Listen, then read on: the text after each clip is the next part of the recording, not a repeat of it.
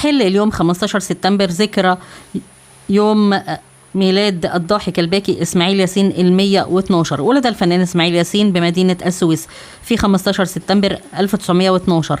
قدم خلال مشواره الفني أكثر من 200 عمل فني، من أشهرها فيلم ابن حميدو، وإسماعيل ياسين في البوليس السري، والأسطول، إسماعيل ياسين في الأسطول، الأنسة حنفي، حرام عليك، متحف الشمع، عريس مراتي، حماتي ملاك.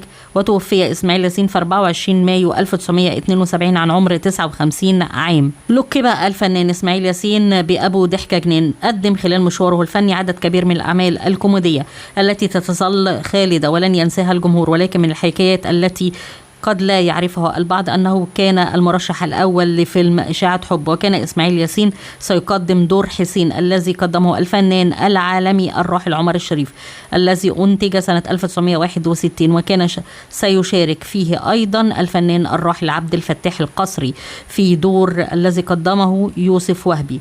ولكن بسبب انشغال إسماعيل ياسين في هذا الوقت بأعمال عديدة قرر الاعتذار وقتها، فقرر المخرج فطين عبد الوهاب أن يجازف ويختار نجوم لم يقدموا كوميديا من قبل للبطولة الفيلم. وقد وقع اختيار المخرج فطين عبد الوهاب على الفنان عمر الشريف في دور حسين، والفنان يوسف وهبي في دور عبد القادر النشاشجي، ليصبح الفيلم واحد من أشهر أفلام السينما المصرية.